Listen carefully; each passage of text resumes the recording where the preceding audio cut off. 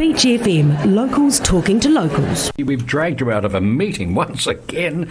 It's interesting how many times I seem to disturb people in meetings. Of course, we deal with busy and important people, and one of those is Penny Gaylor, the Kapiti representative on the Greater Wellington Regional Council, which is in session right now. And Penny, good morning to you. Welcome. Thank you for sparing us the time.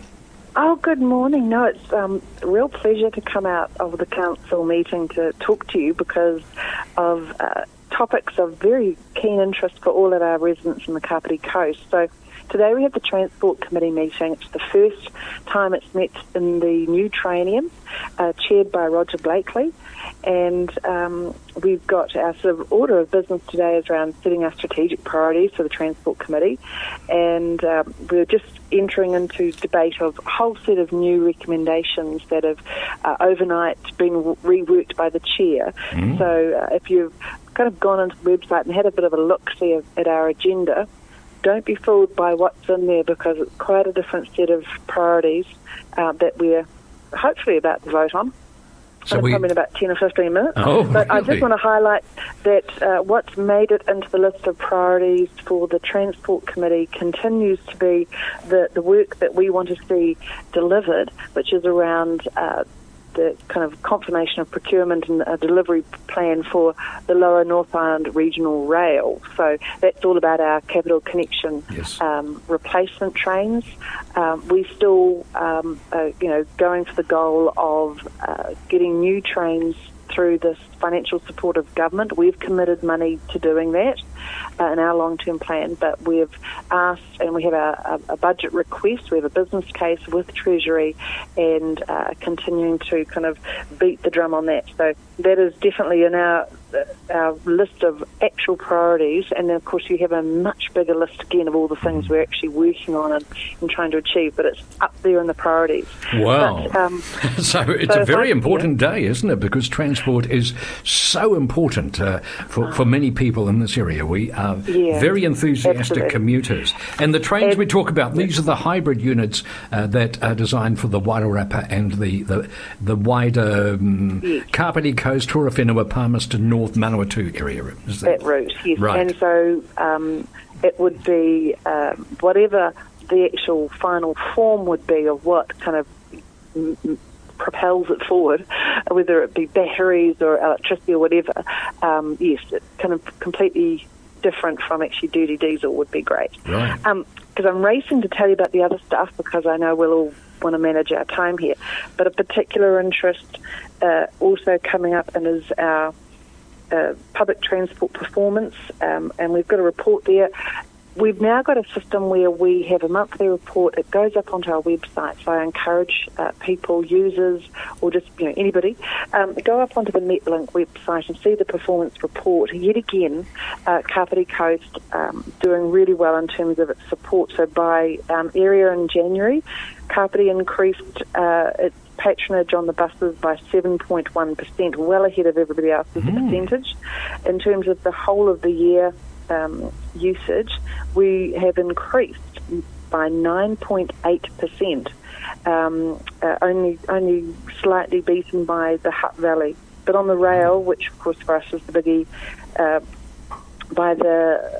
and through January, compared to last January, Kapiti has had an increase in 8.1%, and then right across the year, a 3.4% increase of patronage, which is just slightly below the top achieving one of Hutt Valley. So, really interesting to see that one of the big priorities for us in transport is mode shift. So getting people out of a car onto a piece of public transport, whether it be a bus or a train, because that's the best way, we believe, for people to get around. So I really appreciate that people in Kapiti are absolutely doing their bit to make that change.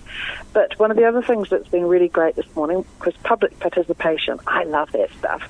And the first person that came in, Thomas Bryan, he was representing disability group, and they were talking to us about the issues of accessibility for the likes of himself, there's sight impaired or people in wheelchairs or just all sorts of, the realities of people with disabilities, and we understand that and know all about that in Kapiti Coast.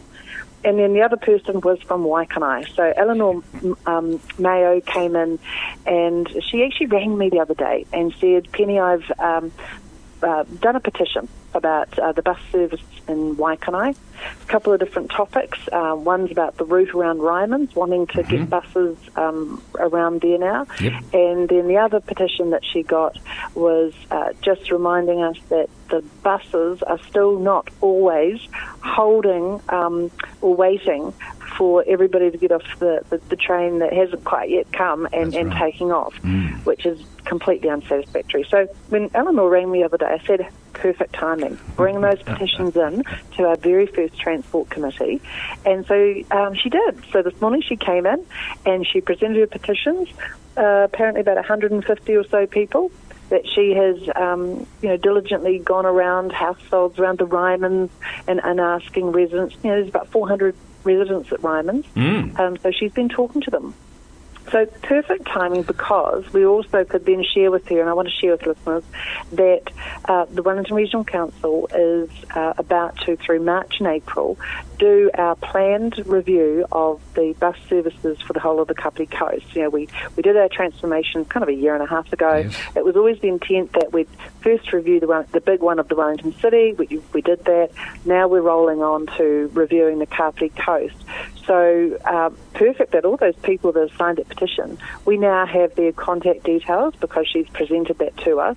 So that's one group of people we can go back to directly to say, hey, we gather you are interested in this stuff, tell us more. Right. And so I really want the listeners to realise that, this is the opportunity for all of us in the Kapiti Coast to reflect on what's working and what's not working, what we need to tweak, or what kind of vision for the future we might have for our bus services in the Kapiti Coast. So that's going to be happening March and April. Excellent. And that review would include the routes, would it? It's the bus network. So if it's anything, by the time you get to it, get on it, get through it, get over it, get off it, include it. Excellent. Please share. If you literally will miss the bus if you come and talk to us in May. So March and April, that's a good amount of time. We've already got and one of the papers today is also about, the network review, and it lists, for example, the fact that we are going to go around to the community boards in the Kapiti Coast, for Paraparumu and Waikanai and Otaki community boards, and there'll be some opportunities where we set up in coastlands and in Mahara place. So, but these days, come to us. We'll contact you as well, but, let us know that you're interested.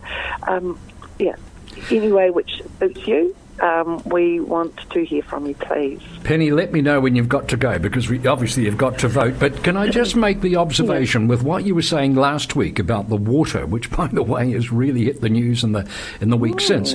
But what you're saying about that and the presentations this morning from Eleanor and also from the disability sector, does this indicate that the Wellington Regional Council is a bit more open, a little bit more welcoming of public opinion?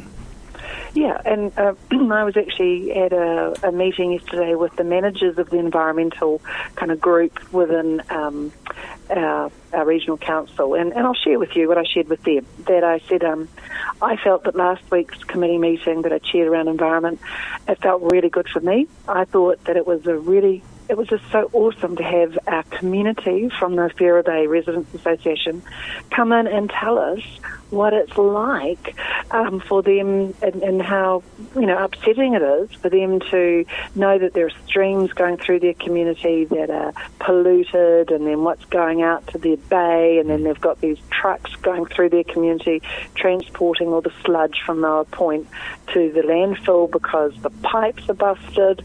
It's good for us to actually not just read a report about this. I love to hear our community share their personal stories with us.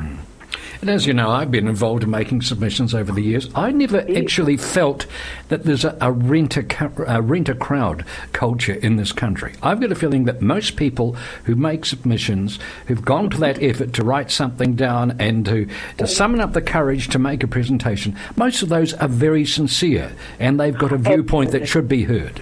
Yeah, and it's very genuine. As I say, it really brings it to life. It makes it all the more authentic and convincing, and the compelling arguments for things. And I loved it. It was kind of, I said to the managers around the room, I said, wasn't that great? Didn't we all enjoy meeting our community and putting their faces to their names? Yeah, as well as the other way around. Indeed, putting a human face on the spreadsheet. Yes. Excellent. That's how we should be doing business. I think that you should get back to that chamber. I'm getting very nervous about the vote. You can't miss it, Penny. I know, but if they slip my vote.